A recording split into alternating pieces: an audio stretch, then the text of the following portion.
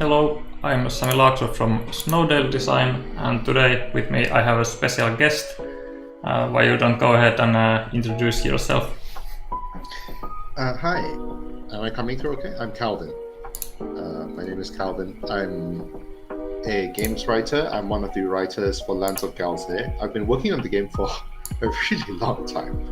I'm being very proud of the progress that Sami and the rest of the team have made on the game. It looks really good, but I've never actually played it.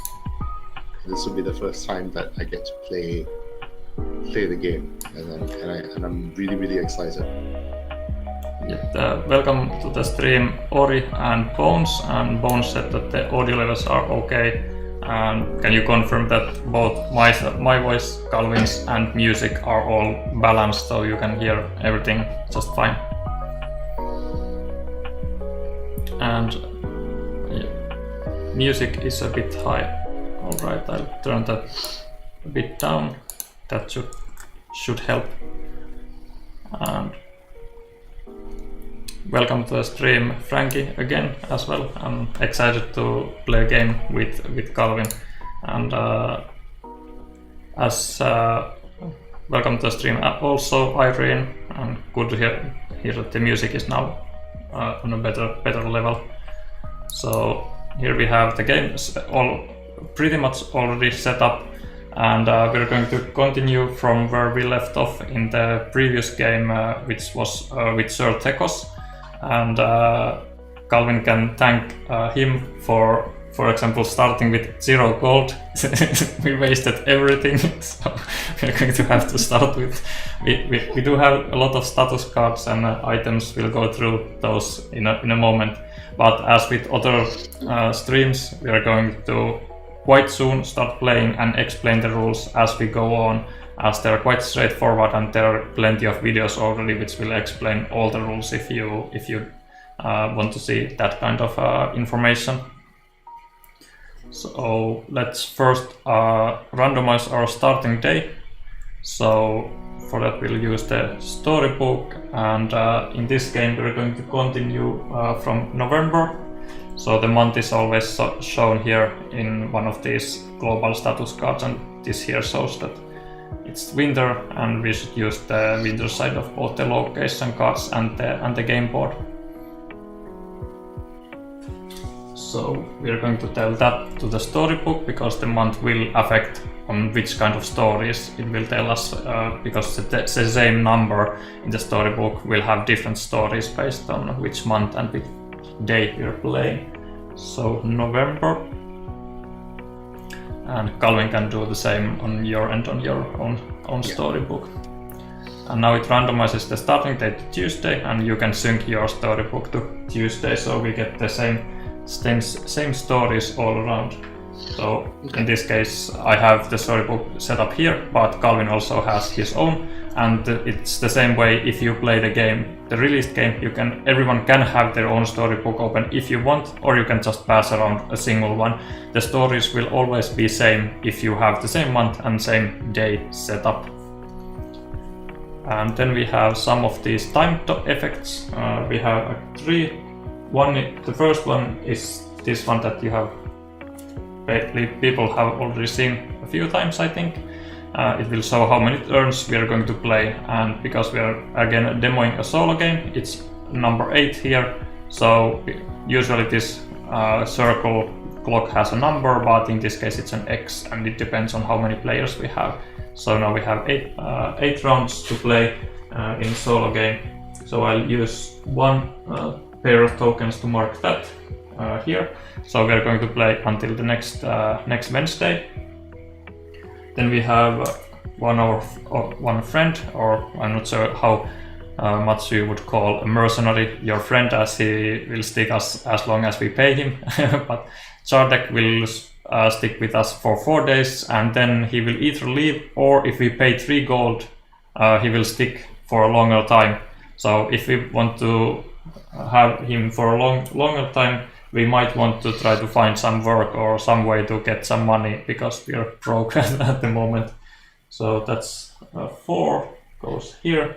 And the last timer we have is our inner peace which we got in one of the last turns in the previous game, and it will stick with us for our our mental status is inner peace as long as we don't do any thievery, might, or survival, which might be tricky because those are the 3 skills that we are actually good at. But as long as we don't do any of those, we can get some bonuses, and we can keep our inner peace. But Bumir is not like the most calm person of calm adventure. Like, for example, Keridai has like an exact opposite skills here. There's no overlap at all. But we got inner peace from our previous game, so let's mark that here. And with that, we can finalize the setup by deciding where we want to start on the game board. So we can start in any of these named locations.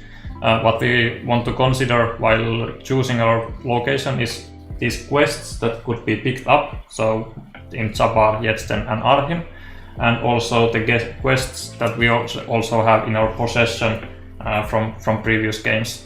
So first of all, we have this treasure hunt, which we got in our previous game, and with that we could go to Arhin and visit the library to find some clues. So that would be here, and the other one is, well, actually the other one is also in Arhin, the collector. So these are the ones that we got in our previous game, and well, if we want to resolve these, we might want to start from Arhin based on what quests we already have in our possession. Yeah, okay, let's start there then. It sounds like the perfect place to begin. Yeah, and in Arhin we can pick up the new quest, but we could also visit any of these locations if we wanted to. So there's market, library, and docks. But we can also first start with a quest and then go to some of these places if we so choose. Let's start with the quest. And on our turn, we can first move up to 2 spaces on the game board if we wanted to, but here we probably want to just stick in Arhin to do some of our quests, and then we do a story scene, and in this case we have to decide which one of these we want to resolve. So the left one is a treasure hunt, and it has some sort of note like travel towards the green luces of a forest from and ... and with one hint you know where to search for the next one. So we could go and search for clues in Arhin library. And then we have the collector, part 1. Some of the most esteemed parties for Arhin's elite are arranged by one of the ruling families, the Blue Mills. They possess the golden millstone, a relic I'd like to add to my collection one day. Here's an invitation card that gets you inside. Locate where they display the family heirloom and report back to me. Signed by Araltai, the Grey Marmot Collector. So we can either go to the library or to the party. What does chat think? Does chat have an opinion? With chat we can either like just ask them to write, or we can even add a little poll. Like we can, for example, now ask.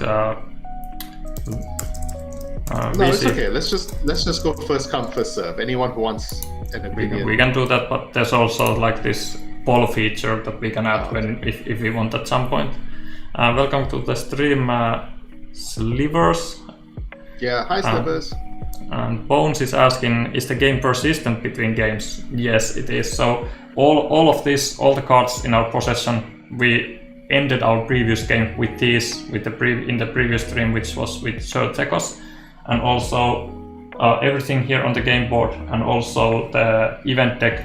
All of everything is saved between sessions. So whatever you do, it will follow you through to the next game and beyond. It's one of the reasons I'm so excited about this game. No one is giving us any. No one has given us anything, so I'm just going to go to the library and search for treasure. That's what I. Alright, so let's do that, and it's this card. So it's this visit the library 2 to 1. So let's see here. We can either find it on the list, or we can just simply input it in here directly. So 221 and go over here. And if Calvin is okay with it, with our previous streams, the guest has had the honor of reading the stories, and I'll do like the mechanical instructions and like that. Awesome. Inside the Great Library, you check your notes on the treasure, which seem to indicate that the big painting in the main hall should be your first place to look. Gazing up at the painting, you study it for a time. In oil and pigment, it is a depiction of a thick, forested area. Staring at it longer, you seem to know the area it depicts, the Wood of Maratu. Scoping your surroundings out, you see there is an absence of library staff, and you only share the room with a scattering of other visitors. This is your chance to get a closer look at the painting. Alright, we can either climb to the painting, or we can observe the painting from the floor. And something like, let's now we can go briefly over what we have in our possession. We have a spyglass, and it never focuses here, so let's do this. So with spyglass, if we ever observe, explore or sneak, we get some bonuses. Like here we have observe the painting. This would get us a single success, for example, for that. Then we have our pocket encyclopedia, and in all knowledge skill checks, so it's the green one at the bottom, we may reroll up to 2 dice and convert up to 2 books into double successes. So if we get books, we can get even more of them. And then our last item is rare artifact, and if we convince, we can discard this to get 3 successes. As for our items, those are our items, but for our statuses, we have a favor of elite, and it has nothing but the elite tag, so well, we just have to wait for the storybook to ask if we have that. We have determined status, and in a skill check we may discard this to get a single success. We have our own special ability, which is an unyielding spirit, and in might and survival skill checks we may discard this to reset the check and perform it again, gaining 1 success to begin with. And our inner piece, which I already showed a little bit, is if we take a part in thievery, survival or might skill checks, we have to discard this, but if we recall or convince or observe, we get 1 success. And for example here, the other option is climb, which is survival, which would get rid of our inner piece, and the other one was observing, which would actually we would get 1 success. So our items and our inner piece might success that we should maybe want to observe.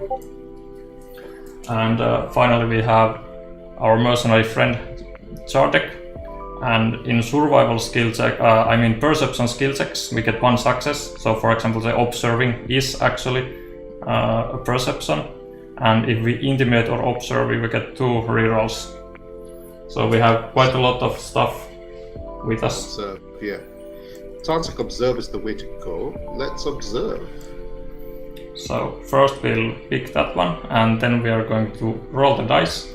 And for that we always take the 5 base dice, which have a single success for all the skills, and then we can replace these with these better dice based on which we have access with our skill marks. And here we have access to 1 thievery, which is at the top.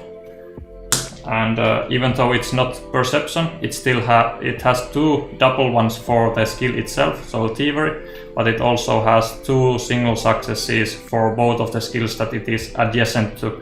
So it has 2 swords and 2 eye symbols. So we're going to roll these ones. Let's remove the other dice. So I start with 2 successes already, right? Then it's just a matter of what I roll. Yes, so Spyglass gives 1 success and Chardek gives 1 success. Actually, and Inner Peace gives 1, so we're actually at 3 successes. 3. Yep, okay, and Chardek even gives us the chance to reroll up to 2 dice.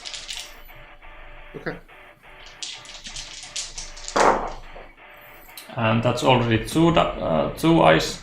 And we can always reroll everything if we want to, but in this case, I don't think we want to reroll everything. No, maybe just reroll two of them. The purple one and the black one. And that's even one amazing. More, so we're at 6. We're at 6. Yeah. That's big. I don't even know if there is a 6th result. Let's reveal the outcomes. Well, it's exactly 6 in this case. Cool. So I'm reading, right? Even from this distance, you can still make out the painting and all of its details. It portrays Muratu, whose forest is filled with older stone buildings. You make out road signs that detail which paths lead where across the landmarks in the painting. It also holds an image of Teshun at its height, expansive and guarded by an intimidating fortress. This was, of course, before Gemset went and razed the town out of spite. Impressively, you also make out a series of words carved into the frame itself. Copying them down, you check your notes and discover they are the second half of the poem already in your notes. Putting them together, the poem implies that the red-foxed pirates buried their treasure under one of the stone buildings in Muratu. Knowing this and cross-referencing the road signs, you know exactly where to look for the treasure. You are so anxious to go and get it right now. You gain 2 prestige. I get card 63. Yeah, so random 202. Let's first put our prestige mark, and we're going to go to 2 there. And 63 is this adventurous card. What's inside that chest, behind that corner or under that bush? You have no idea, but you can't wait to find it out. And now if we unlock, explore or search, we get 1 success. But if the total is 4 or less, we have to discard this card. So as long as we get really high rolls, because we stay adventurous.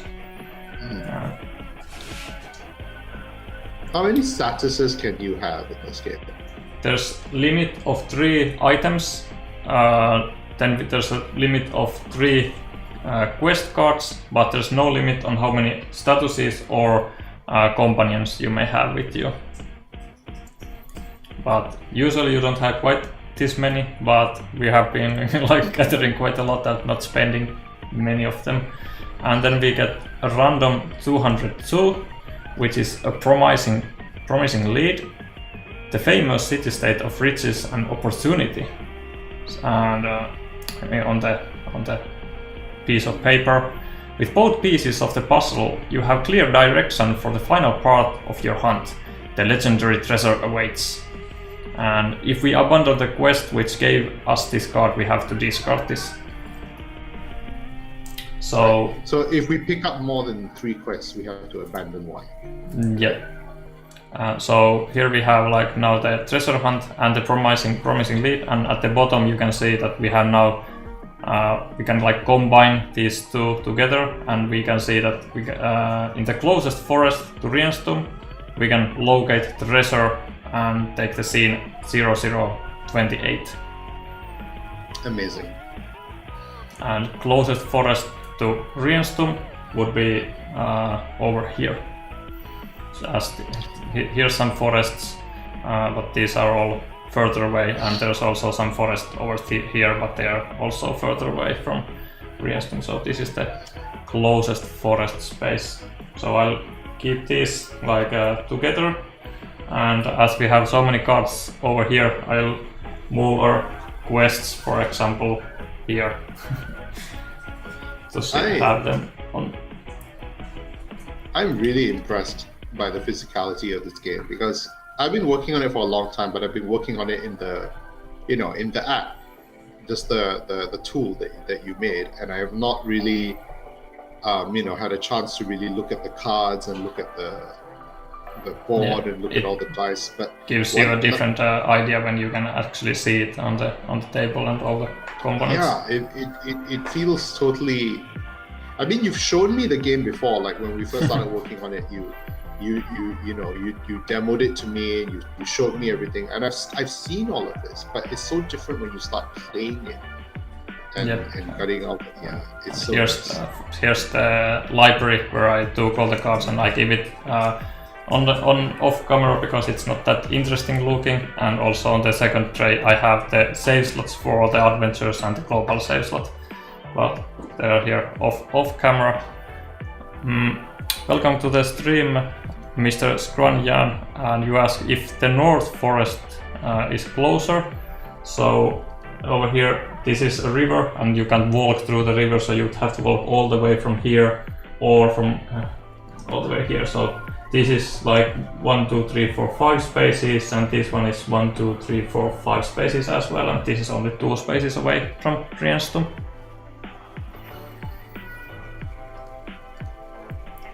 And now we have taken our story scene, and if there were multiple players, they would all have their own turn where they could first move and then take the story scene. And after everyone has taken their turns, we are going to move to the next day, possibly resolving any of the time effects on the calendar, but there's none on Wednesday, so we just move the time together. And the same in the storybook. Like here we can end the scene because we can ignore the partner stuff. We didn't have a partner, but if there were multiple players and they were on the same space with us, they could help us in any scene that has this this handshake icon, like visiting the library over here. If anyone would be helping us, they would also gain some prestige in this case and the adventure status. But there were no partners, so we can end the scene and move to Wednesday in the storybook as well. Hey, today's Wednesday. We've caught up with real life. Yeah, and soon enough we are going to go into the future. And let's remove Ausel. And we can also pick up. Yep, go ahead, say it. I did not realize it was possible to get 2 prestige in this. At least wow. in quests it's possible to get 2. So why not we can also pick up this quest, and here we can have the notice board, and one of them is in Arhin, this one over here. It doesn't take a turn or anything to draw this, so it doesn't hurt to take it. We're constantly gathering new data about stars. New inspiring researchers welcomed, signed by Arhin University. Here we have the quest named Reach for the Stars, Part 1. The stars and the night sky have excited my imagination since I was just a little owlet. I've sent a few university students to observe the constellations from a nice plateau just north of Rienstum. They could definitely benefit from your help. Signed by Sovard, the Boreal Owl Professor of Astronomy. And now if we go to 1 space northwest of Rienstum, we can meet the students, and that would be space over here. So I'll put it in our quest pile. We have like 3 quests. I'll keep them. Or maybe I'll move this notice board quest a bit up because it doesn't matter too much. Can't read them anyway. So now we have space for our own quests, and I'll keep this promising lead here because it's like part of this treasure hunt. So these are our own quests, and now because the notice board only has two in there, we have to draw one from the front of the quest slot from the card trade, and a new one, this one over here, shows that it can be picked up from Jabbar. So I'll mark it like that, and I'll place it over there. Doesn't matter too much that they can't be seen. We can still see here where we can pick up new quests, but we're at 3 currently, so it doesn't matter if we don't pick up any in a while. I really want to go and do that star quest. I love astronomy. So but currently we have 1 quest to Arhin. They're going to the party. We have locating the treasure over here, and then we have 1 here, which is the star one. Oh, I can't decide. That's the joy of an open world game where you have plenty of options and you can do whatever you wish. I have 2 movement, right? Yep.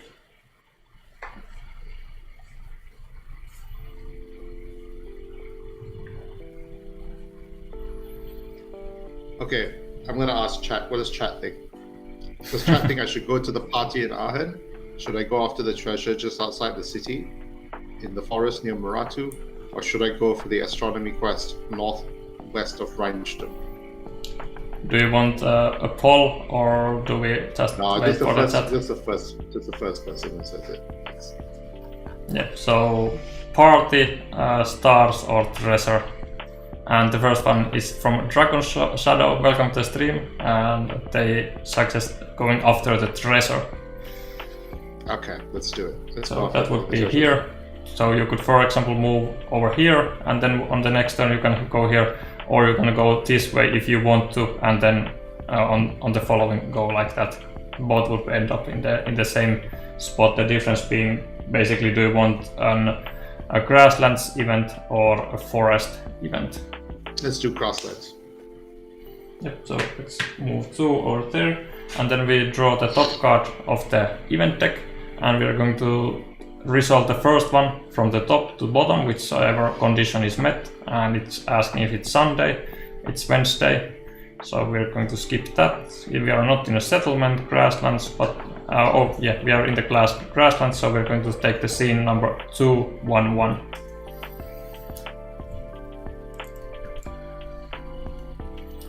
Mr. Scrunyan also said that they would prefer the treasure as well, so we're going after that. 211. I've just called them typical gamers, which is fair enough. Okay, so while traveling through the grasslands, your road brings you alongside a farmer's property where a mob of workers are arguing with the farmer who stands before a brand new steam engine that has been delivered, still strapped to wooden pallets. Being nosy, you step on over and ask the group what all the yelling is about. That wretched machine, a dog worker barks. All of us farmhands will lose half our work shifts because of that thing. On the defensive, the Fossa farmer buffs out his chest. I understand your position and I am sorry for you, but it is my farm and I paid for this machine. It is my choice on how I run this place. This could get messy if you take part in it. Do you have a nibbler tag? No, we don't, right? Yeah, no we don't. We have plenty of items, and pretty much all of these cards on our own adventure board has tags, but none of them have nibbler. So we have 3 options. I don't even know what nibbler means, and I'm so desperately curious. Well, we don't. So I'm gonna click no. Yeah. So we can either side with the workers, side with the farmer, or stay out of this. Well, I wouldn't be a very good socialist if I didn't side with the workers. So I'm going to click side with the workers. You feel the workers need your help more than the farmer does. Yes. Recall who might be hiring. Sabotage the engine. Cover the wages lost. Well, okay. Well, I don't want to sabotage the engine because that's not really fair either. We can't cover the wages lost because we are broke. We have no money at all. So that 10 gold's a lot. 10 gold is a lot. Yep. Every time I'm doing quests and I see the rewards, like the adventure gains 2 gold, the adventure gains 3 gold. 10 gold's a lot. Okay, well, I'm gonna try and recall who might be hiring, and we have several. We have things that help us with recalling, right? Yeah, our book will help us recall. So the Pocket Encyclopedia. So it will double our books, and we can reroll up to 2 dice. And do we have everything else? Our inner piece will give us 1 success for recalling. So we can start from 1. And we have our determination, which can be used if we feel like we are failing. We can get 1 success by discarding that. Do we have to do that now, or can we do that at any point? At any point during the skill check. So we can first roll and see how we're doing. Okay, let's roll and see how we're doing. So we are going to check for knowledge, the green one. So we can use our yellow dice, our survival dice, because they have 2 knowledge on them, so they are a little bit more likely to get us successes compared to the black ones. Well, that's a good roll already.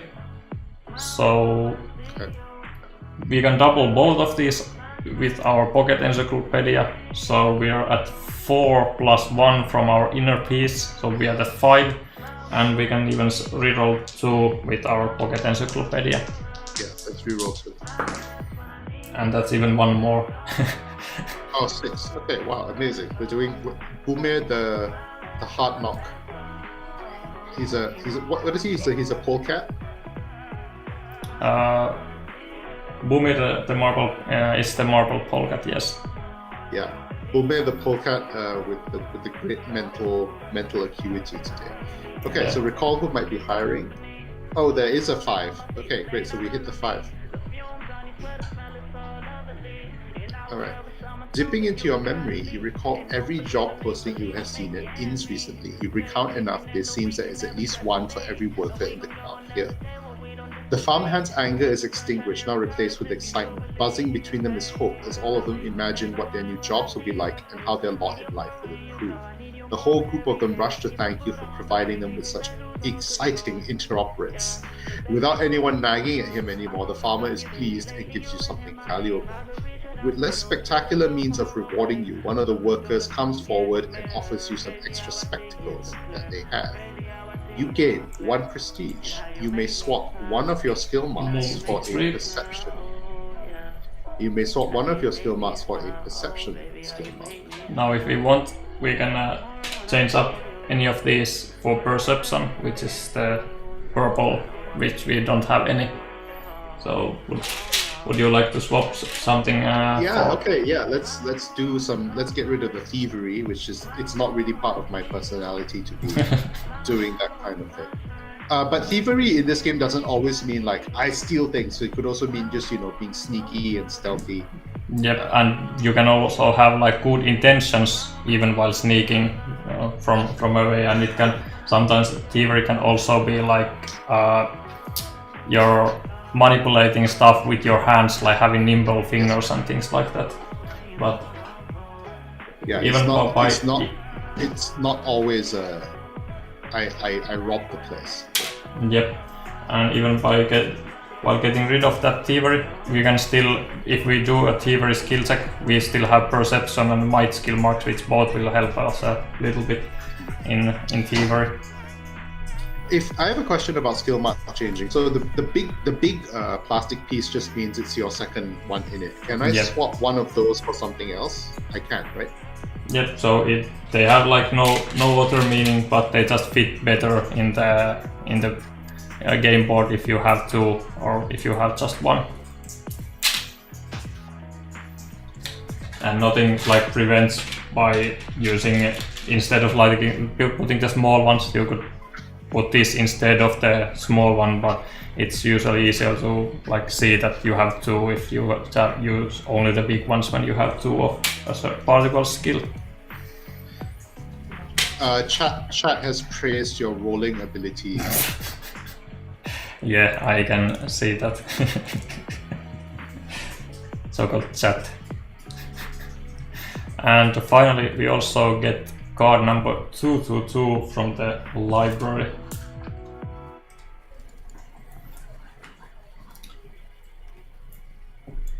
And that's a multi-tool with tags blade and tinkering. With so many bits, you should almost always have a suitable tool. Almost. And if we want to keep this, it can be used if we unlock, fight, climb, or force. And if we do keep, we would have to get rid of one of our existing 3 items. No, I think I like our items. So what happens? Do we return it? Yeah, it just gets returned and nothing else happens. We just offer the farmhand or the farmer like offered it, but we declined kindly. And then the final thing is to return the drawn event card back to the bottom of the event deck. I'm very happy with how that turned out. I like what we did there. We have quite a lot of stuff to help with us currently. And then we move to Thursday. same over here. And then I guess we're going to go after the treasure over here. I have a question actually. When this is a new game that we're playing right now, as in I started a new session, but all of this stuff came from a previous session. Yep. So if I were to start the game for the very first time, I wouldn't have as much of this stuff to help me out, right? Because I gathered it through quests and things like that. Yep, you would start. Usually you would start with a fresh character, and for example, if you started with Boomer for the very first time, these two would be the only ones in your save slot. So you would start with just your own starting quest and your own special ability. But this starting quest on the left is always designed in a way that it will like kickstart your experience and will get you some supplies to start the game. Right. I see. Because I have seen like people even get massive amount of prestige even in their first game.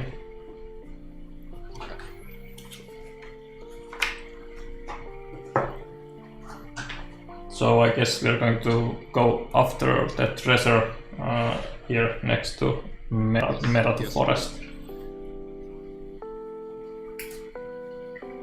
And for that we are now taking the bottom scene here, closest forest to Rienstum, and that's the scene number 0028. It says this scene might not be complete in the thing.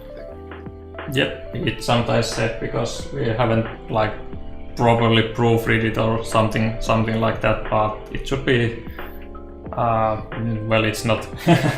I'm going to take, I think the next one is actually yep, we can imagine it having 0029 because this is actually a different treasure, but this is in a different space, but it's also a forest space, so we can like fake and think it's this scene. So let's go with the 0029. We haven't completed quite everything because when you have this like this treasure hunt and these clues, there are multiple treasure hunts and there are multiple clues, and they can always combine in a different way, resulting in you going to different spaces and having a different scene over there. So we haven't like written all the pairings that can happen from these yet, but let's play this 29 because that's one that we have written.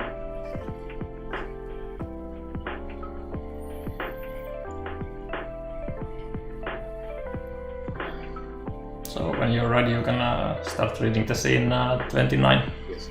Alright, seems your notes have led you to a forest that is in the middle of nowhere. In theory, the palace that the Red Fox pirates hid their treasure under should be nearby. You must be getting close to it as broken wall stones dot the undergrowth. Brushing aside the foliage, you see stone slabs set into the earth. Perhaps it is an ancient courtyard or path, but not the palace you are looking for. Likely it collapsed ages ago and is not even standing. Okay. If we explore, our inner peace will get removed.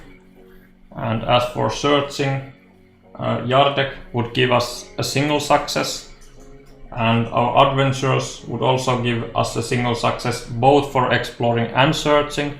But if we got 4 or less, we have to discard our adventurers, so we'd have to get 5 to be able to keep it. And as our items, Spyglass will help us if we explore. We can reroll up to 2 dice. I have a question about inner peace. Can I see the card? Here. Okay, yeah, there's a 4 in the corner. What does that mean? Do you mean this one? Yes. It's just when this card comes into play, we have to, if there's a clock, we take a pair of these timer tokens and put one as many days into the future. So because we started on Tuesday, we put the token over here, and once the day token here reaches the timer token on the calendar, we do whatever is said on the box, and in this case it says discard, so our inner peace will get discarded after 4 days, even if we don't, but this is just a different way to get rid of it even sooner. Yeah. So it's inner peace doesn't last forever. Correct. So, ironically, if we had stayed in the city and gone to the party, I feel like recall, convince, and observe would have been very useful for one of those. But I'm starting to regret giving it. You wanted to give the responsibility to chat to decide that where we want, and they wanted to go after treasure. I should have known. I should have known that chat would pick the treasure. I also am starting to regret not taking the multi-tool, because I knew we were going to go to stone slabs and stuff.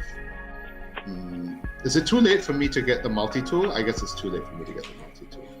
I don't mind. I don't mind if you want to throw away one of your items for the multi-tool.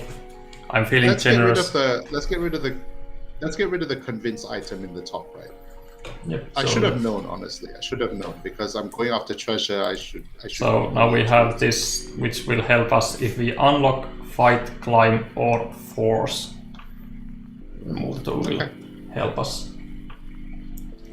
It doesn't help us in this specific situation, but that's okay. Which makes it a little bit less cheating. Let's explore.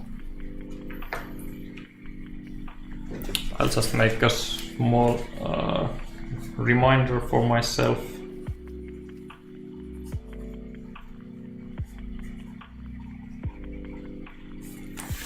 So we want to explore, and because we do that, we are going to get rid of our inner peace, as it's a survival skill check. So I'll place that back to the library. It wouldn't have lasted for a few days anyway. And now let's remove the sleeve so it's not quite as glossy. So we are going to explore, and for explore we have both our yellow dice, but we can also use our might dice for that. And we get 1 success from adventurers. We get nothing from Chardek. We can use determinate to get 1 success, and we can reroll 2 with our spyglass. Okay, let's go. And we're looking for the tents, so we're currently at 1 and 2 from here. And because the difficulty is medium, we know that the number of successes to avoid failure is 2, so we are currently already not failing, but we can get more greedy if we want to. Hello, Kenzie. Kenzie wanted to come to the chat. It's how many explore successes is Kenzie? Because he's always exploring. I don't know. What do you say, chat? Does Kenzie give me at least 1 success? I want at least 1 success. And no, right, as always, he loves his own tail. He's too distracted to give you any explore successes. Wow. Well, okay, so I think I want to reroll 2 of them. So not everything, but just 2, and probably these yellow ones. Are those the ones that have the most explore successes? Okay. Yep, these are the survival skill dice, so they had 2 doubles. I see. And that's 2 and 3 and 4 from adventurers. And as said, if the total is 4 or less, we have to discard it. So you can basically now choose: do you want to discard adventurers or use determined? Or determined. I'm going to use determined. Yeah. So it will boost us to 5, but it will get discard because of that. That's fine. I have a question. But we do stay adventurers. Yep. I have a question. We have a red dice because it's adjacent to the explore. Oh wait, no, never mind. Because we have 1 here. Yeah, I answered my own question. Okay. So we got. Right, so we got. Yeah, we got 5. Oh, amazing.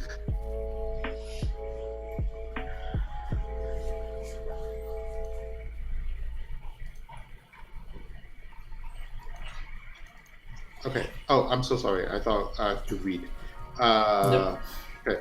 Systematically scouring the area, you encounter the remains of several walls. Concentrating your exploration around them, you get a feeling they belong to one bigger building. You must be just outside of the area where the ancient palace once stood. Near the ruins, you find odd trees not matching the local flora. Moving the vegetation aside, you see concealed a stone ramp down into the earth, which ends at 2 doorways. A fallen tree is blocking your way to the entrances. Do you have a tinkering tag? Do we? And well, now it was quite lucky for you to pick this up, because the multi-tool has a tinkering tag. I am the best player of games in the history of the world. Yes, we have a tinkering tag.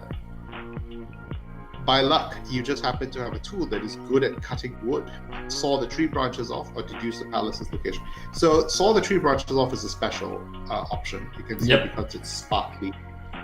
And it's given to us by the tinkering tag. Otherwise, you would have to deduce the palace's location. Or there might even be some other options as well, but we don't know. Is there a disadvantage to just using the special? I don't want to spoil it. Usually no. Usually no, yeah. Alright, that's fine. Let's just saw the tree branches off. It's tedious and hard work, but you eventually saw the tree's limbs off and are able to access either portal. Choosing the left doorway first, you are greeted by the stink of wet mush as you enter into a wider room filled with wooden crates. The boxes have been here so long they are crumbling. You search through them and find a chest containing treasure. Done there, you head into the room on the right, which is a decaying shrine of some older faith. It is not of much use to you, but once you report its location to scholars at the next settlement, your fame will greatly swell. Just imagine how much praise you will get for this great historical discovery. You gain 2 prestige, place treasure hunt from the adventurer to the vault, return promising lead from the adventurer to the library, give 19 from the library to the adventurer. So 2 prestige, we go up to 5. I'm going to place the 199, so that's the treasure hunt over here, goes to the vault. So that's the place in the library is this numbered section in the middle. We have quest log at the front, and then we have this black vault here at the back. So now we have to place this back there, so it's not going to be used in a little while, as there are many. For example, cards number 199, so now if you get one again, you're not going to get the same one, but you're going to get a new one as long as there are fresh ones. So that's to make sure that you're going to see all the content in the game before it starts repeating itself. And returning the 202, which is the promising lead here, back to the library. So this one doesn't go to the vault, but it can be like combined with another different treasure hunt. So it's going to go back to the library like that, and also returning the determined. I just put it aside, but on the library like that, and then we get card 19 from the library. So if we want, we can keep a 3-barrel pistol. It has tags range, gunpowder and weapon. 2 other pirates were rumored to use multi-barrel firearms. What is lack in accuracy is gained with multiple rounds without reloading. And it can be used in fight, unlock and intimidate skill checks.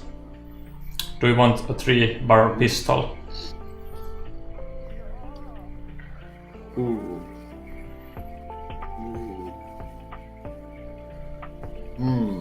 You know, probably not, because I'm gonna go do the astronomy quest after this, and I feel like what we have is much more useful for the astronomy quest.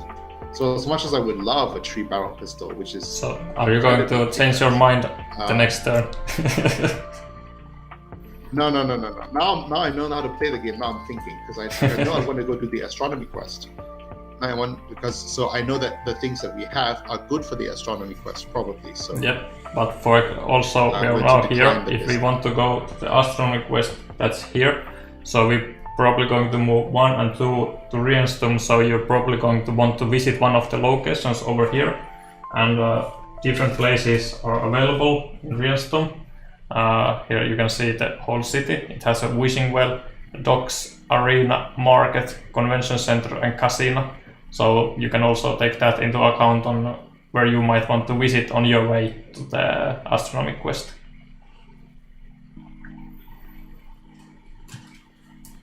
But if you want to keep your three items, I still think the three items are good. Yeah, I just wanted to show because you can't quite see what these places say on the stream without me giving them a bit, moving them closer.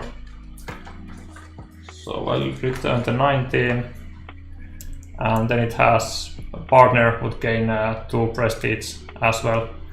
And that's the end of scene. We can move to Friday, and same here. Welcome to the stream, Tekos, and because of you we're still at 0 gold. Calvin haven't been able to find gold quite yet. That's fine. Who needs gold? Who needs? Well, we could have used like 10 on the workers' salary, but at least you get new jobs for them, so it's all good. So, if you want to go for the astronomy quest, are we going to stop at Rienstorm?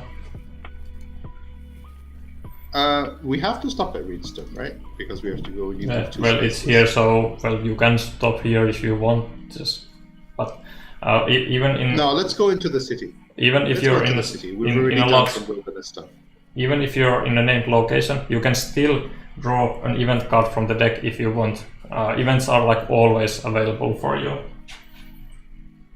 No, let's go visit one of these places. I want to go to the convention center. So that's number 29. I miss convention. I was saying something about that even if not in real life, we can visit the convention center here in Galzyr. So, scene number 25. Kenzie is being a little bit. Okay. You cannot help but be amazed at the sheer grandeur of the halls of wonder as you enter inside. Banners hang across the ceiling advertising all the exhibits that are currently set up, most of which are centered around outdoor and wilderness gear. Wrong convention. Where's the board games? At one booth, you see a tiger holding up a sheet of something. I present the latest in cloth materials, oilskin canvas. This new material will be perfect for sails and tents, able to withstand punishment from anyone or anything. I have reward here for anyone who can even put a rip into it. At another booth, you see a discussion unfold between a guinea pig wearing pieces of strange armor and a quokka weapons merchant. Do you want to rip the canvas to shreds, which is hard, might, or approach the guinea pig, or just tour the halls? Let's tour the halls.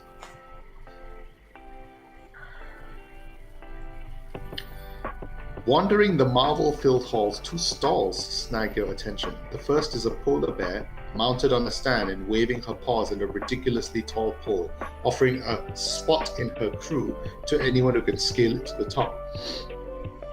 The other booth is overseen by a red squirrel who shouts slogans about how ML has wonderful wares at wonderful prices. I mean, I'm broke, so unless the prices are incredibly... yeah, let's try and climb the pole. That sounds fun. Let's climb the pole. Alright. Medium. Making a bit room here, so climbing is a survival, so we're going to use these dice, and for that our multi-tool will give us a single die reroll, so we can reroll 1 die at any point during the skill check, and our unyielding spirit can be used to reset the whole check and try again if we feel like we're failing and want to have another go. And it's a medium, so we would like to get at least 2 tents. And we're at 1 currently. And a reminder that these yellow ones indeed do have 2 double successes on them. Okay, Great, So, fantastic. So do you want to? we should be good, right? Actually, hang on. we are No, just that's at only 1. 5. We have only 1 currently. Oh, I'm sorry, because I can't see the dice. You said the double successes. I thought we rolled 5. Yeah, I just said that they dice do have them, but we didn't roll any of them, so we probably want to reroll everything. Okay, let's reroll everything.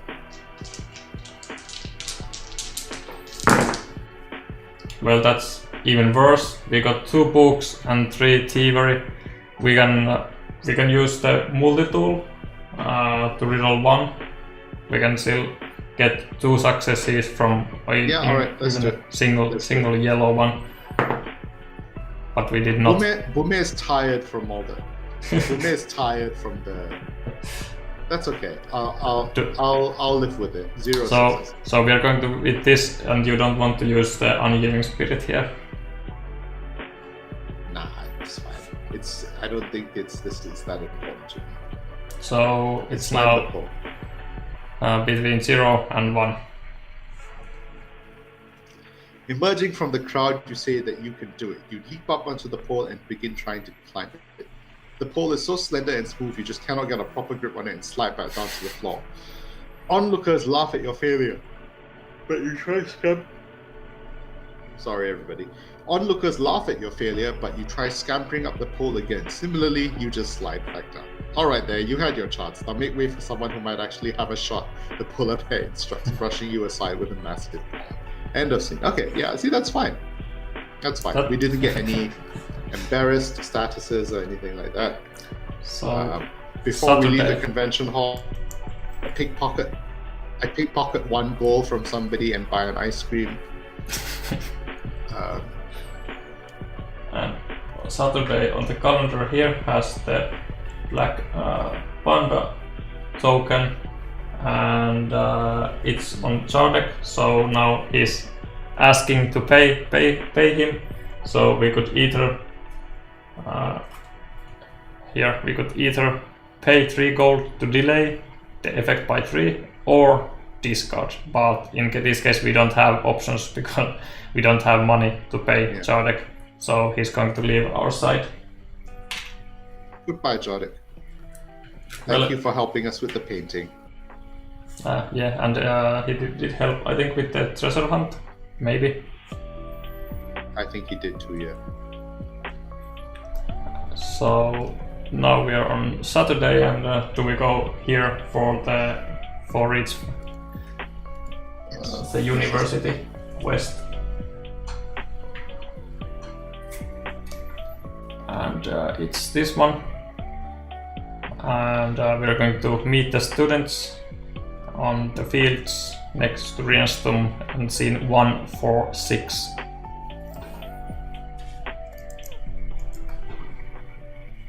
Okay. 146.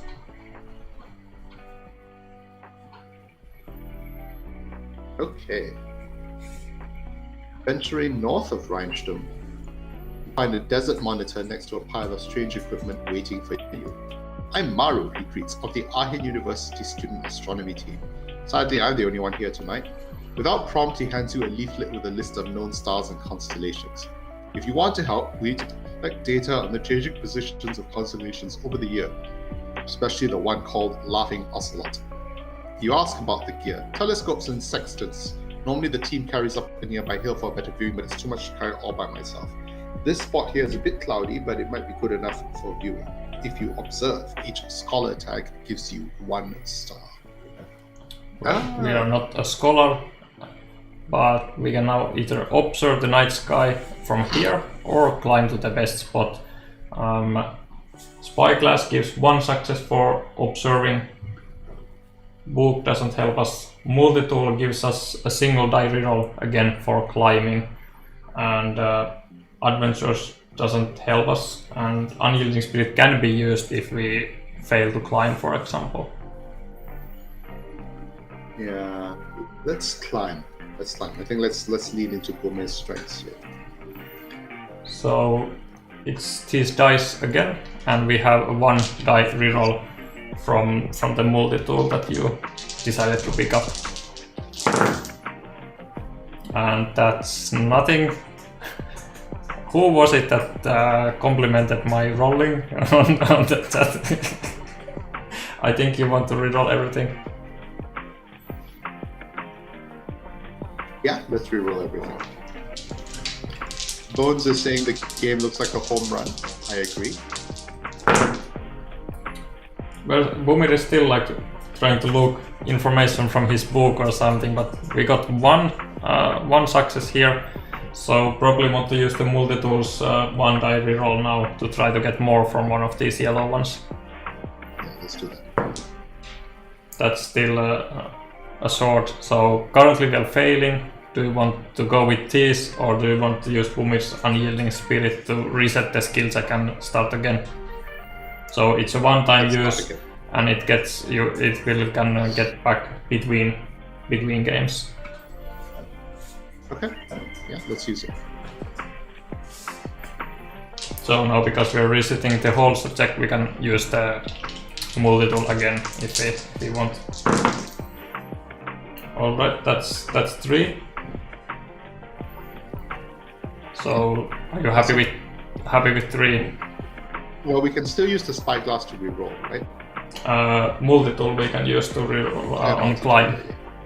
Spyglass we can use if we observe or explore or sneak. Yeah, well, that's still a book. I'm just rolling for books right now, but that's 3. That should, it's not going to fail. And we have here, sometimes the storybook has also different colors here from the one that's being checked. So we have to always pick the one leftmost that matches our results. And we have actually 2 books here, so we are going to pick the green 1+. Oh, okay. As you help Maru gather up all the equipment to move up the hill, half memories surface in your head. You think you might have heard about Laughing Ocelot at some point.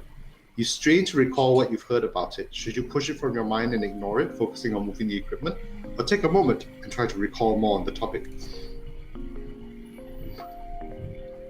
Alright, now I have 2 options. Can either recall what we know about the constellation, or we can continue climbing. Bone says that the dice will soon run out of books. Let's hope not if Calvin chooses to recall. No. They're going to keep becoming books. Let's do it. So we try to recall. Yes. And for that, I'm going to remove the orange die and replace with the black one. And for recalling, we have our pocket encyclopedia, which can double 2 books and reroll up to 2 dice. That's 1. So we are currently at 2. If you choose to keep this, do you want to reroll everything or reroll 2 with the pocket encyclopedia? How many do we have now on recall? I can't see. We have 1, which we can double with the book, so we are at 2, which is enough to not fail. Okay, let's just reroll the 1 dice then. The 1 yellow. Yeah, so pocket encyclopedia has 2 rerolls, so let's reroll 1 yellow and 1 black. And that's we didn't get any more books, so we are currently at 2. That's fine. So let's reveal the outcomes, and with 2 we get between 2 and 3. Revisiting old memories to recall names and shapes of a few constellations, conjuring up a well of information on the stars. Nothing comes to you to mind about old Laughing Ocelot, sadly. Equipped with this recollected knowledge, it should be easier to spot the constellations in the sky tonight. Night has fallen by the time Maru has finished setting up all of the observing equipment. This spot isn't bad, but could be better. Ready to begin? The monitor asks. Each scholar tag gives you one success. Observe the night sky. Okay. Well, we have 1 option. We have to take that one, but we now do have the perception die, because you did pick up some equipment that the farmhands gave us. So these are our dice, and for observing we still have spyglass, which gives us one success, and with medium difficulty would like to get at least 2, so one more would be nice. and that's nothing. So I guess we're going to reroll all of them and hope to get at least one. Now someone in chat can say that I'm horrible at rolling. Do we get nothing again? Yep, we got nothing again. So we're at 1. And do we have any rerolls? We have. Yeah, we have not. The spyglass gives us 1 success, so we're at 1. But because it's a medium, we would like to get at least 2 total. So we're just going to live with it and reveal the outcomes. And we got with the least first outcome of 0 and 1. Looking over the cloud-riddled sky, you can't make out any of the constellations listed on Maru's leaflet. After a while, you admit you can't help. Oh well, Maru shrugs. Did what we could. It's becoming late. We should call it a night. Looking back and forth between your pamphlet and the night sky, you cannot find that dumb constellation anywhere. Maru yawns and tells you he's ready to pack up for the night. I couldn't find the laughing ocelot all night, Maru mourns. Did you have better luck? Nah, let's not lie to him. Let's just admit that you failed to locate it. Defeated, you tell Maru you couldn't find Laughing Ocelot. You are surprised when he laughed in response. If you could see it from here, I'd be worried. The monitor explains you could only see it in the southern hemisphere in the area near Sak Awu, the nation of ocelots. This was all a test. Maru goes on to explain he isn't a student, but instead works for Stoward. The old owl has a real job to offer and only wants to hire the most trustworthy folk. If you want in, you will seek us out at a tavern near Yezda. Finally, Maru throws you a few coins for your efforts today. You gain 2 money. Okay, finally. Finally. We're not at 0 anymore. We have 2 gold. We're going to return the card Reach for the Stars 255 to the library. And we get 256 from the library. So here's our 256, Reach for the Stars, Part 2. You want the trust of Maru. His next field trip starts from north, close to Yetsden. His colleague Soward will also join this time. They're going to journey to an ancient ruins made by long-lost civilizations who were as fascinated by the night sky as they are. And if we go 1 space east of Yetsden, then we can meet Maru. And Yetsden is here at the top left. And 1 spot east of Yetsden is this space over here. So I'll put that here. And going to move to Sunday, and the same on the storybook, like that.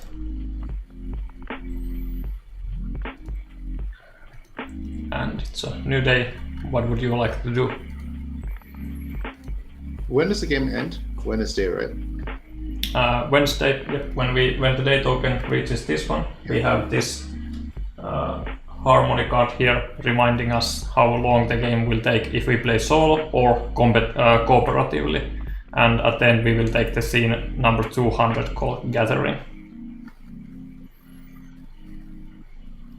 If we were playing competitively with 2, 3 or 4 players, we would play until someone gets a certain number of prestige, depending on player count. So with 2 players it would be 8, 3 players it would be 7, and with 4 players it would be 6 prestige. So in that kind of game we'd be doing really well. Depending on, of course, how well the other players were doing. Well, we did get a couple of 2 prestige quests, which before today I didn't even know was possible. So, okay, it's a bit blurry for me on the stream, but if I wanted to go to meet this guy, how many spaces away is it? It would be over here, and you would have to go through Yetsden by moving first here and then stopping here. So it would be 1, 2, and 3. So natural place to stop would be here in Yetsden. Okay, let's stop at Yetsden. Yeah, let's go see that city. And we can first, for example, pick up this quest that is there, as it takes no actions to do so. Moving between cities in Galzyr is a pain, not to mention how badly my back aches after a bumpy ride in a lowly wagon. I have a solution to all this. Only a simple courier service is needed to complete my plan. Signed by Olamide the Dodo. And it's High Hopes Part 1. I got an idea from this large basket I found for cheap.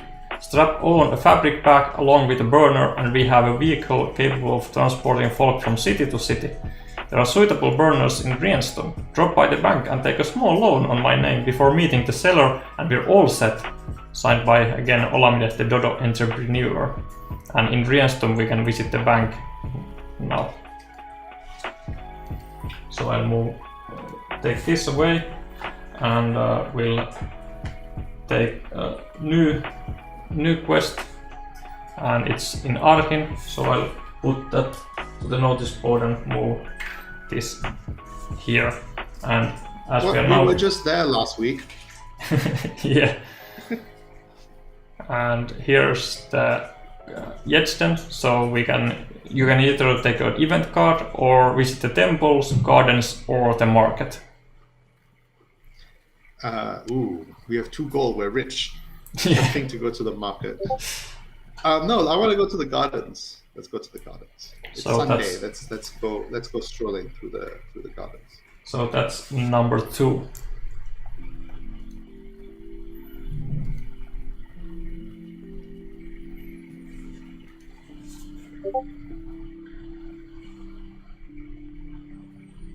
The garden and its plants are covered by a thick layer of snow. Well, this is the November thing coming into force here. A polecat in a winter jacket greets you and introduces herself as Hediban, the head gardener. It's been snowing for several days straight. The skylights are covered and light can't get in. I haven't had the time to sweep them yet. There's so much to do. I hate to ask for a favor so abruptly, but would you mind helping? There's also some work to be done inside if you want to get out from home. Ooh. Now Bome seems like he would be happy to plow snow. Let's plow snow. Let's plow some snow and return that. Take the orange and yellow dice back. And it's a survival check when we don't have any items or stuff to help us outside of the dice that we have. And that's 2. And as it's an easy skill check, we would want to get at least 1 success. So currently we are already not failing. We do have any rerolls or anything like that? No, right?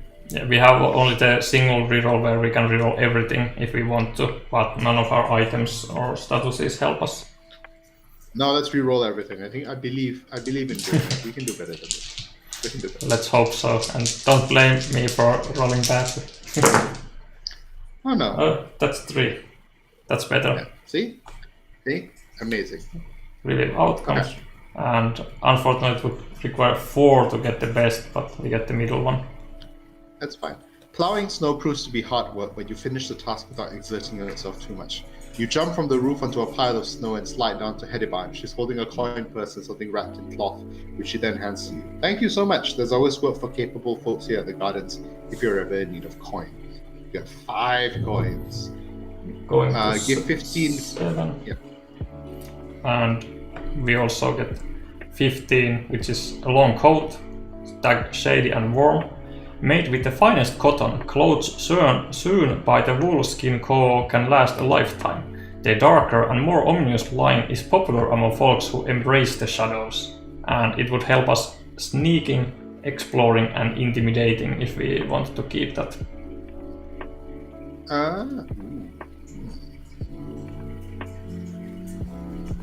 No, I think I'm fine. I'm very attached to this multi-tool right now.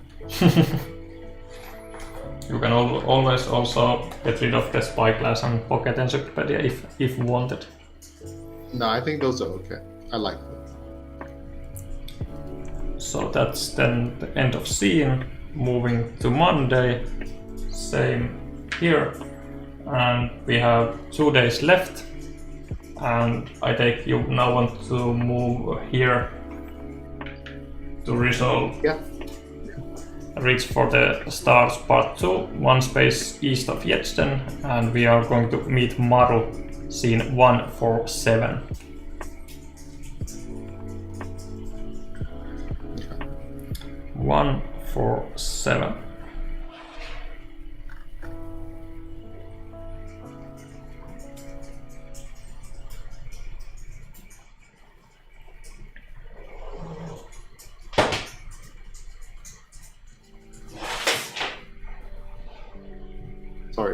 second.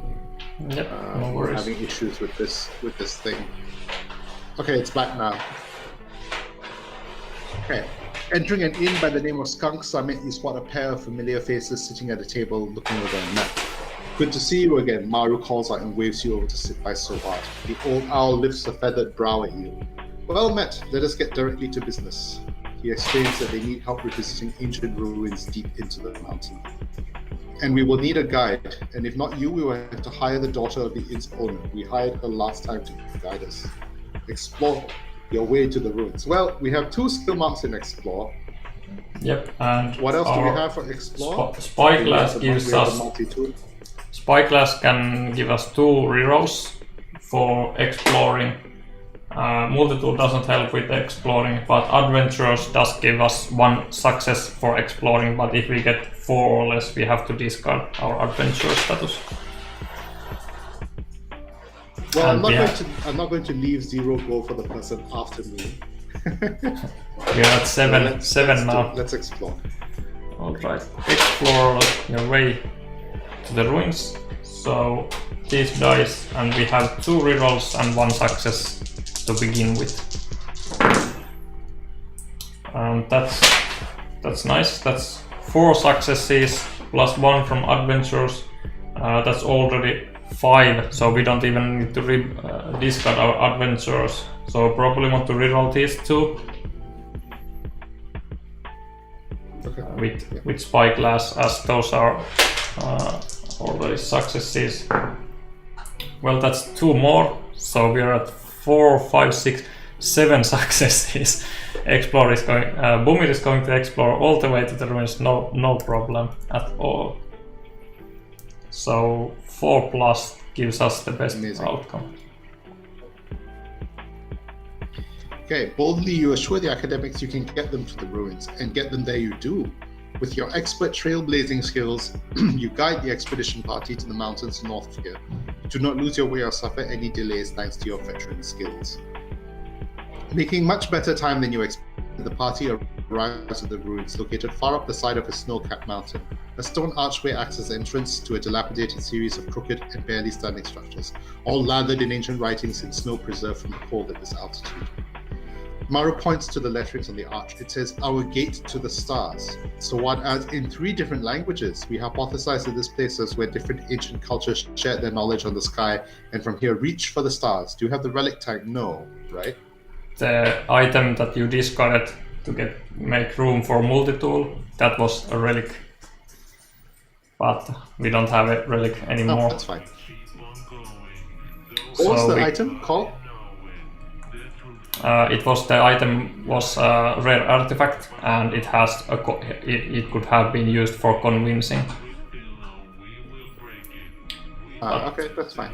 But now we have 2 options. We can either help interpret the glyphs, which is a knowledge skill check with the difficulty unknown, or we can search for new clues, which is perception, which is difficulty is medium. And our staff can help. But we have our Pocket Encyclopedia can help with interpreting, as it's a knowledge skill check. And for searching, Adventurers will give us a single success for searching. Ooh. I think let's go with the encyclopedia. So pick that one, and going to replace the orange with a black one. And we are looking for books, and we have also 2 rerolls. 2 dice can be rerolled. And we currently have 1 success, which can be doubled to 2. Do we want to reroll everything or just 2?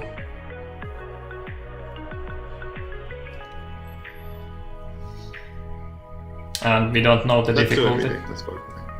Difficulty is unknown, so we don't know how hard it is to interpret the glyphs. And we're looking for books, and we didn't get any. So now we can still use the Pocket Encyclopedia to reroll both of these yellow ones to hopefully get at least 1, because it can still be doubled up. Yeah. We got 1. Glad. Okay, so that can be doubled. So we have 2 successes. and well, there's a little bit of mess here. I'll have to fix that. But we have 2, so we are going to make it the middle one. Alright, the party spends the day recording ruins and trying to draw parallels between different texts to isolate words and phrases. It would have been tough with only one language to decipher, let alone 3, but with tireless work you establish several connections and help discover the meanings associated with several glyphs. You have helped splendidly. We'll credit you in our report, so what praises. I would like to pay you more, but the university budget restricts our funds. After paying you, the party packs up and leaves the ruins.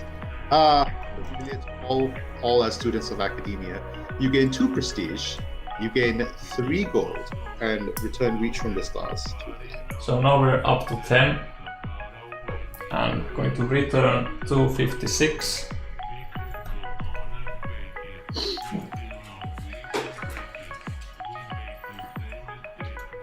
And finally, it asks to move a card 144 from the library to the back of the quest lot. So in that case, it means we move from this numbered section here back over here, and this is the place that is always used to fill up the notice board over here. So this is kind of like it will activate a new quest this way to pick, which will come later available in the notice board. And that's the end of scene. And going to Tuesday, the last day of our journey today.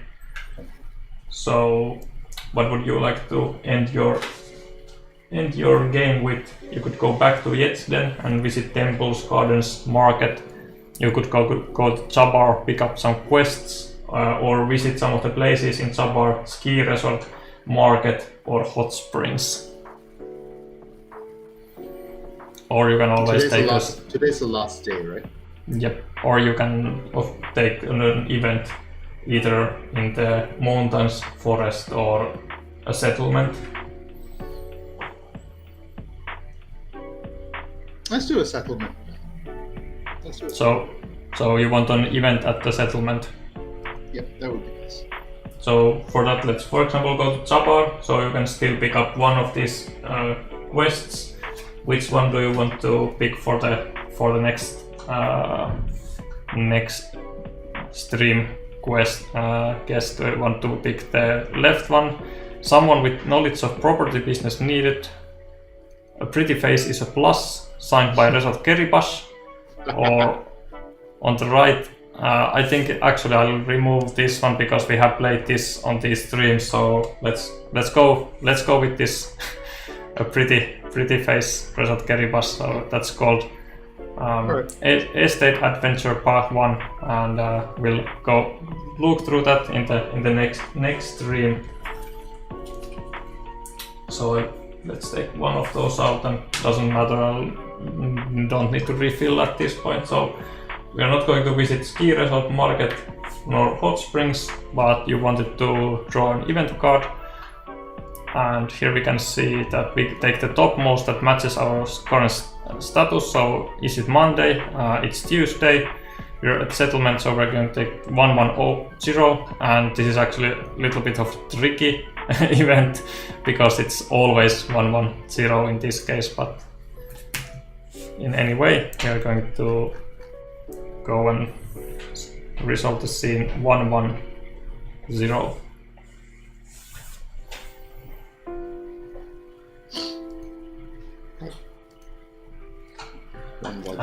And quite suitably, it starts like saying that the last stretch.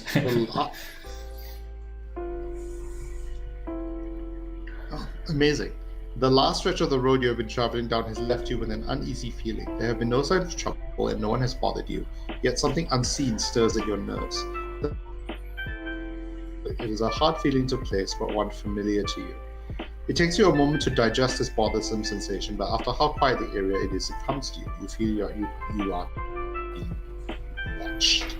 Do you have an unfold tag? No, right?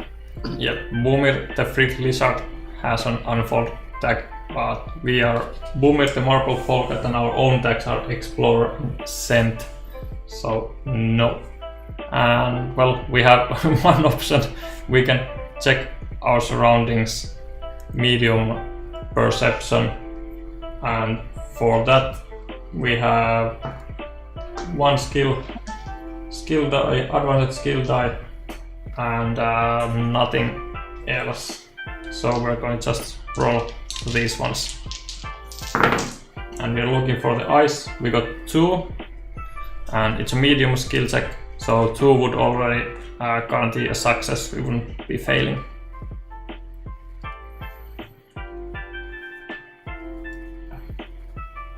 Are we happy with 2, or do you want? We got 2 successes for the perception.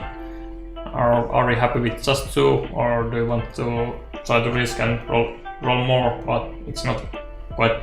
It's quite unlikely to get more with these dice.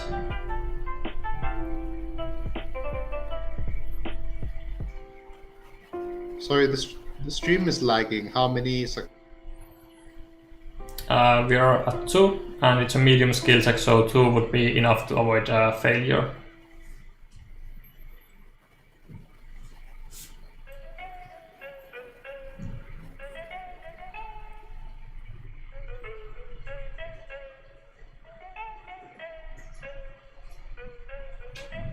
There appears to be a bit of difficulties. Calvin disappeared. Let's see if he can reconnect. If not, we are going to just have to play this final scene without him.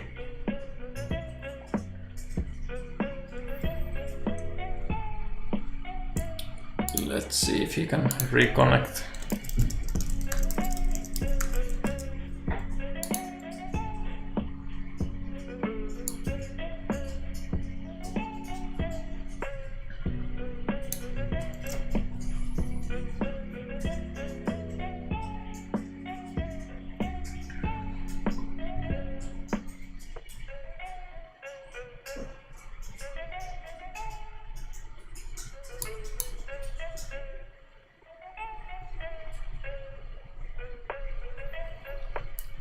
Hi Brian, and welcome to stream. So Brian is asking, how is the project coming along? It's going really well, both the game and the crowdfunding campaign. The game is like over 50% ready based on the stories, but it before starting to create those stories, we had already spent enormous amounts of time. So we are well past the halfway mark. We have actually worked over 2 years on the game, and we hope to be able to deliver on next summer. But now we are just churning on and creating content for the game. Mr. Scrunchian saying that this looks pretty cool, and they're excited to eventually receive and play it. Nice to hear. I'm also extremely excited to get this game into people's hands, so they can delve into the culture and have plenty of awesome stories and have fun there. Calvin doesn't seem to reply. Maybe his internet connection died or something. So unfortunately, I think I'm going to have to continue and finish up the game without him, or at least this scene, and let's see if he can come back before ending, so he could at least see the final scene number 200. But let's go ahead and stick with this outcome. So we got two successes there. Let's see if that's the wrong one. Let's remove that. All right, so let's reveal outcomes, and we got 2. Taking a look around, you do not see anyone for the moment, but you catch movement behind you. A trio of mangy raccoons with unkept weapons leap to grab you, which you struggle against. One raccoon holds on to you, screeches as a foil is slashed across his back. The remaining raccoons draw up their weapons and are driven away by an opossum wielding stellar swordsmanship. Your souls are as rotten as your axe. The possum mocks the fleeing thieves. With the robbers having run off, the opossum takes off his feathered cap and gives you a deep bow. I am the dashing duelist Harman. Now say if you ask Harman about what just happened. Those raccoons? A bandit crew by the name of the Masked Brotherhood. I have been tracking them. Drawing his foil, he points his blade in a seemingly random direction. They seem to have a base near Teshoon. If you wish justice against those ruffians, know you are welcome to join me in my quest. Calvin is trying to join back, and he might be able to. Let's see. I might have to refresh his image here. Let's see over here and put that like that. Let's see if he makes it. Hello. Hello, Calvin. I returned. Sorry, You have- so my internet died for some reason, and then OBS wouldn't start. Okay, I have how many? 2 successes. Yep. So I wasn't sure if you can make it back, so I read through this story, and well, we were met by an possum named Harman, and he like saved us from a bunch of dirty raccoons, and points his foil towards Teshoon and says that he's going to go there and we are welcome to join his quest if we wanted to. And we get card 261 and 276. And we're going to return the drawn event back to the library. And that's the end of scene. And where did I put those cards? I already lost them. What happened? I just put them down and now like I slipped them somewhere. How can I be so? Did I drop them on the floor? I just have the 276. But now I like misplaced them in some way. I'm sure you'll find them. I'm sure you'll find it. Yeah, I'll just have to. I think they like slipped while I'm looking at the stream, and manipulating the cards is not the best thing to do. But I should be able to find them from the library. I think they just slipped into a wrong position or something. Yeah, it's okay. Calvin is responsible for entertaining the chat in the meantime. Hello, chat. Thank you for watching. How have you all been?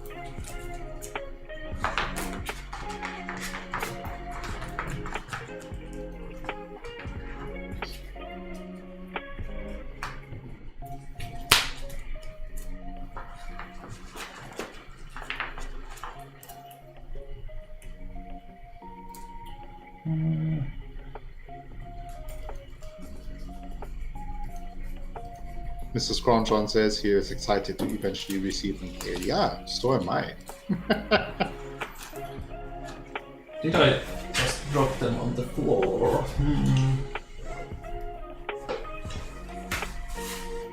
This is like a mystery. One moment I had them, and the next moment they're gone. This. You were holding the cards, is it? I just took them like from the library and then put them aside, like on the table or something, and then as soon as I like looked back, they disappeared. Oh, they slipped there. Well, that's interesting. But I actually found them.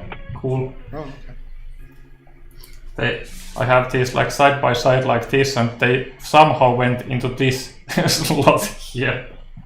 I probably like put them on here, and then somehow they slip like this to the back. Not sure how that happened, and because these are off camera, I can't look at the video and see what actually happened. So what we got here, we got a hero's journey path 1. For months, I've tracked down the infamous masked brotherhood. My search has led me to Galzyr, Teshun to be exact. If you want to, you can join me as I visit the camp to learn more about the connection between the brotherhood and the local mercenaries. And if Harman is not with us, we have to abandon this quest. And if we are in Teshun, we can follow Harman. And the other card indeed is Harman himself. North American possum, duelist. By his own words, Harman hasn't lost a duel ever. And if we fight, climb, recall or intimidate, Harman can help us. So let's put Harman over there, and I should have put a marker there on 5 days, but doesn't trigger in this game, so I don't bother doing that. And now we have to decide, do we want to keep this and Harman with us? But if we do so, we have to discard one of these quests. So Collector is the one, the party one in Arhin. High Hopes is the Dodo, going to the bank in Rienstum. And this new one, didn't show it yet, so Estate Adventure. Gameset is threatening our independence. We're going to purchase land from Sarevar to put pressure on Duke Ikavir. The problem is, they'll never let us purchase property from the upper class district by ourselves. That's where you come in. Sirin waits you at Sarevar. Signed by Teper, the Eurism Polgat resort owner. And we can go to the upper class in Sarevar for that. Lots of nice ones. I don't know what to pick. So which one should we get rid of? Harman's Hero's Journey, Party, Bank, or the upper class one? Let's get rid of the party. I don't think Bume is really a party person. And even still, when we get rid of, when we abandon a quest, we do whatever says here on the bottom. So it says place on the notice board. So we're going to just flip this over and place on the notice board and see that we can go and pick this up from Teshun later if we want and we have space. So I'll put it on the notice board like that. And now we are going to move to Wednesday, and it has this final timer token, which is here on the harmony card, and it instructs us to take the scene number 200. So going to move to Wednesday here and go to 200.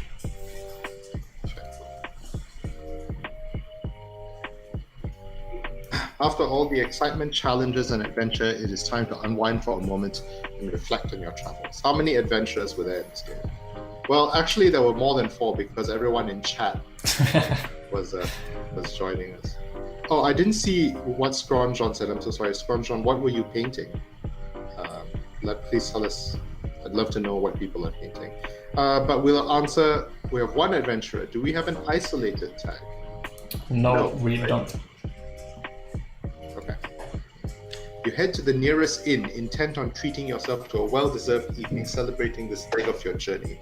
Already from the outside, you can hear the sounds of lively patrons, suggesting that the establishment is quite full once again. Despite the noise, all heads turn as you enter, curious to see the new arrival. Throw a party! Celebrate. Oh, let's throw a party. Let's throw a party. Calvin, I don't want the next person to start with 0 gold. Well, I don't have 0, I have 7, right? We have 10. We got some money from the ruins as well, so we are going down to 5. Well, the party is only 5, right? So it's okay. We're not starting with 0, we're starting with 5. 5 is plenty. And how much prestige did we get? We are at 7. I thought we were at 10. No, we are at 7. Okay.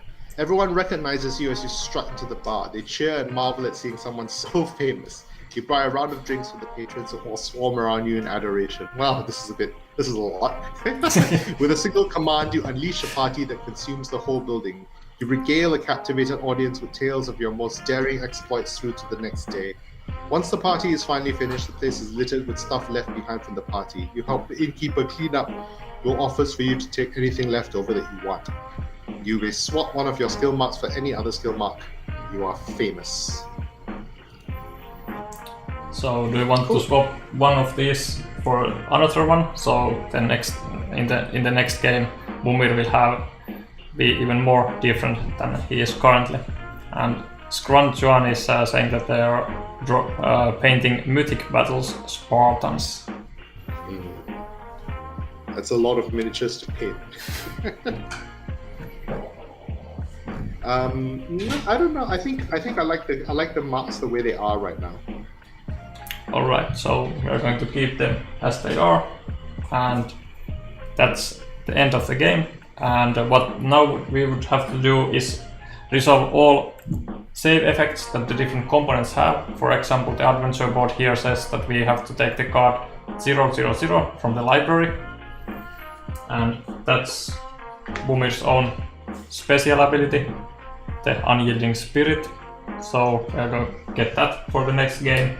There's no save effects on those cards, but there's one here on the month card. At the bottom you can see that it asks to replace this with card number 12 from the library.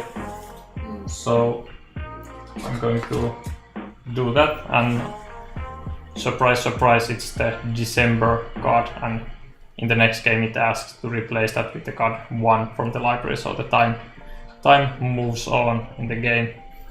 And there's no other save effects right now on the board, but if there were, we would have to resolve those. And after that, we're going to take all of our cards. They will go to our own adventure save slot here. And then we would take everything on the board, these cards that make up these locations. We would take everything here. Well, these are actually our own cards. I'll move them here, so I'll remember to put them in the right place.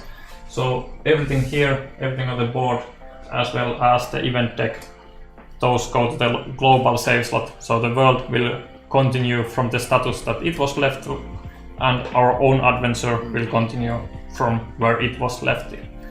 Even if Bumir wouldn't play in the next game, his save slot would look like this in the game that he comes and joins for next time.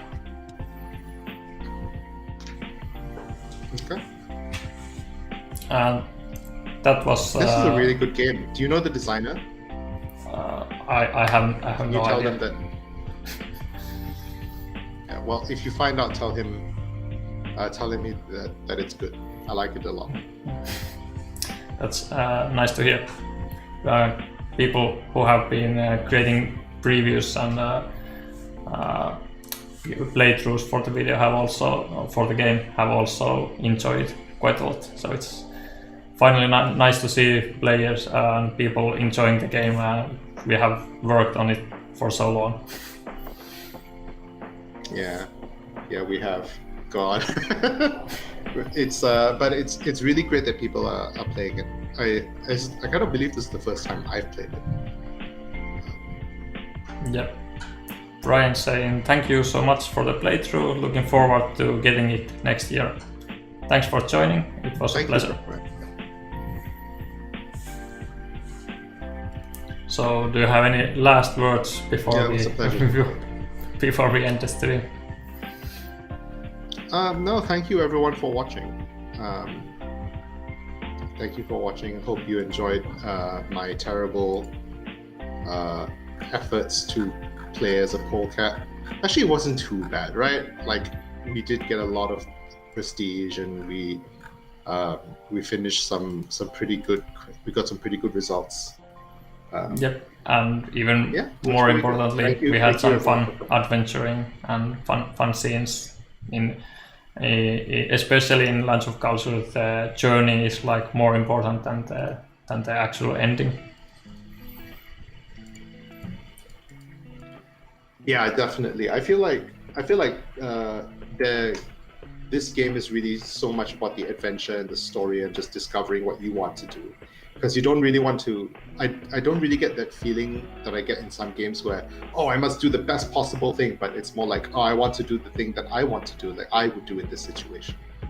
You know, like I want to go to the convention center. Yep, and for example, that's well, you can already imagine that maybe the convention center has different stuff happening all around the year with different exhibitions there. Thanks for joining the stream, Slivers, and you're welcome. And same for Lion, great, you could be here. And Brian's asking, any idea how many hours it would take to play a complete game? And I assume that by complete game you, well, I'm not quite sure. If you play a single game, it takes roughly 1 hour if you play solo game, and then about 2 to 2.5 hours or so if you play with 2, 3 or 4 players. And you can play roughly 2 in-game years if you play solo games before you are starting to see any significant amount of repeated content, so roughly 24 hours or so. And then if you play with 2, 3 or 4 players, you can play roughly 1 in-game year, so 12 games before the same happens. So that's also roughly 24 hours or so. And that's after you have seen pretty much most of the scenes once. But as you saw in this playthrough, you can imagine that the exact same scene can have different stuff happening and have quite a lot of variety in it if you play it again. So, well, that's like the long-winded answer to your question, I guess.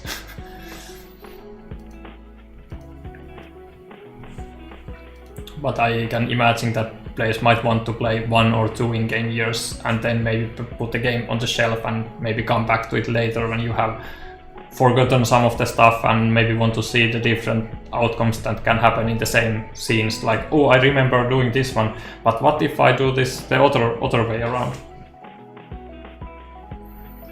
Yeah, it's so different when you play scenes that you haven't written.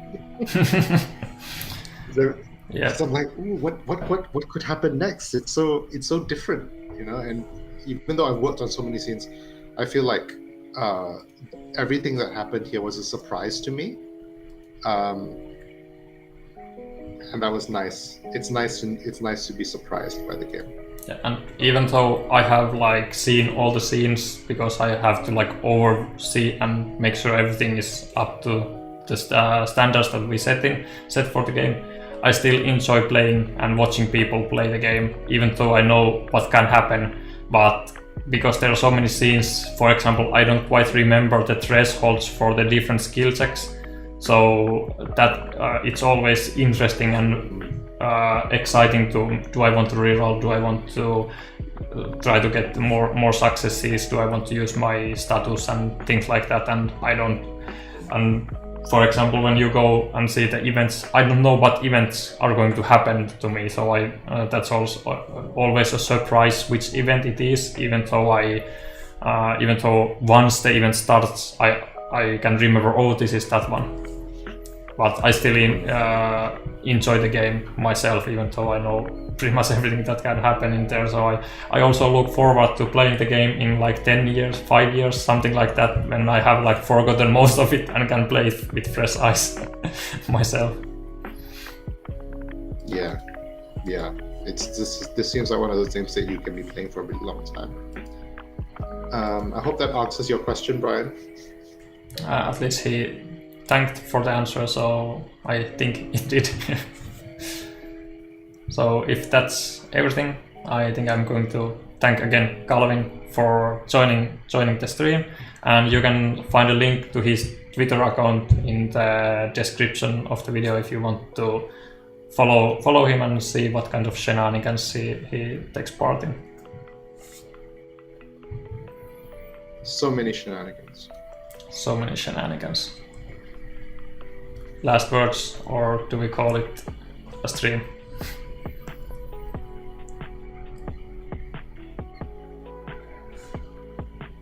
Sorry? No last words. We can call it a stream. Thanks for everyone again, and see you next time.